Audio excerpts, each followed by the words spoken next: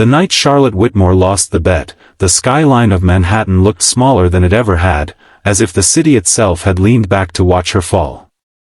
At 36, she was a self-made billionaire, a woman who bent markets and men to her will, yet one reckless promise spoken over polished marble and expensive wine had undone her carefully controlled life. She had laughed when she made the wager, confident that no challenge could humble her. But now, with her designer heels abandoned on a penthouse floor she would not sleep on, Charlotte stood at the edge of a life she never imagined, about to move into the modest home of a single father in a quiet American town.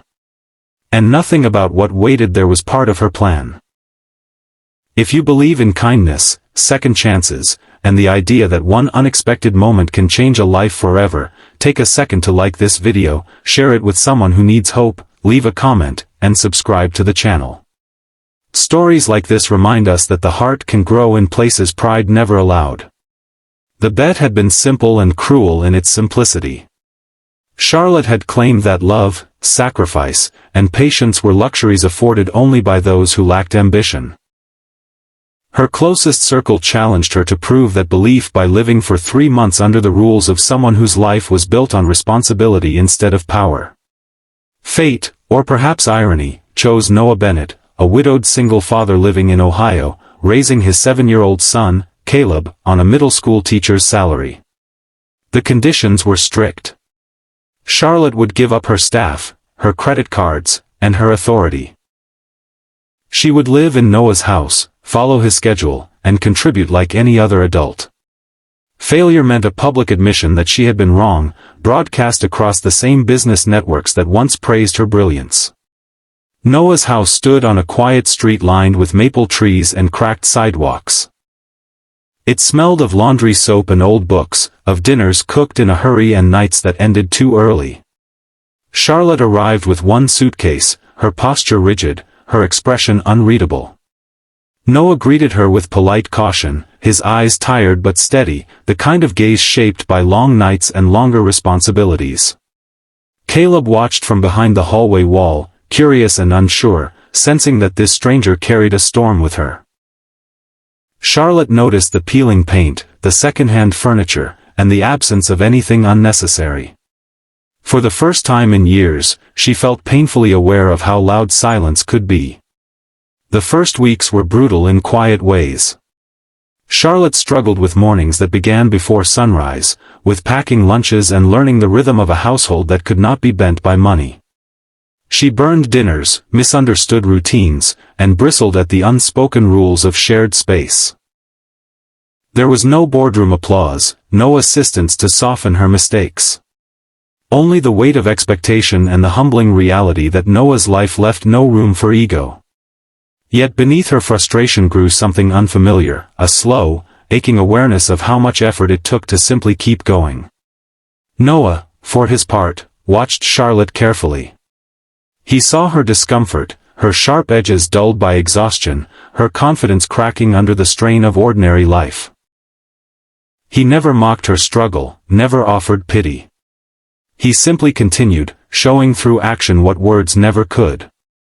Charlotte began to notice the quiet heroism in his routine, the way he folded grief into responsibility, how he carried love like a burden he chose every day.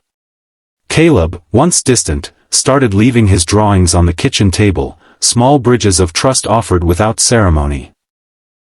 The turning point came on a cold afternoon when a sudden school closure forced chaos into their carefully balanced day.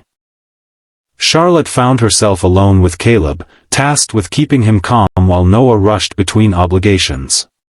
Without boardrooms or contracts to hide behind, she faced a child still learning how to live with loss.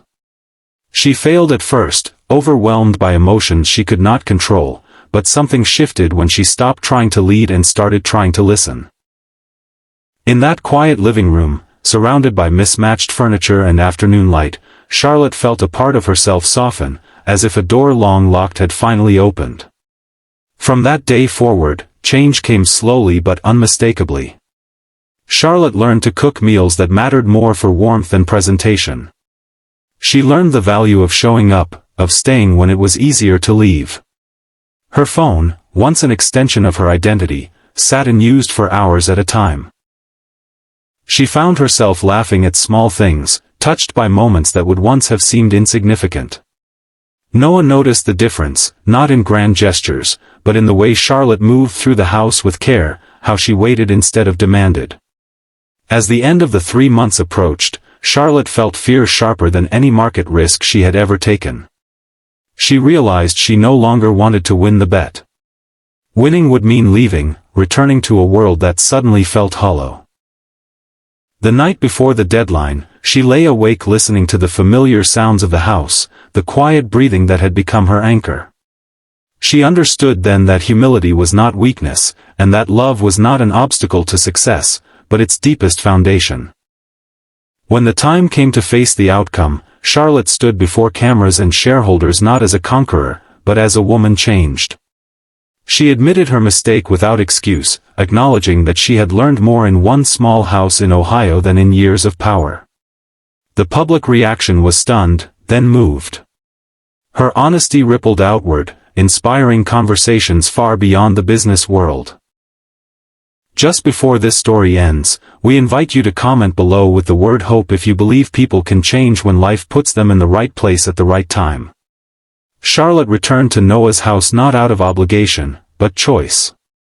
She invested quietly in the community, supported schools, and rebuilt her life with intention.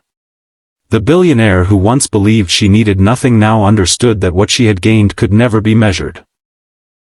And if this story touched your heart even a little, please like, comment, and share it with someone who needs to believe that love can rewrite even the strongest pride. Sometimes, the greatest bets we lose are the ones that finally allow us to win.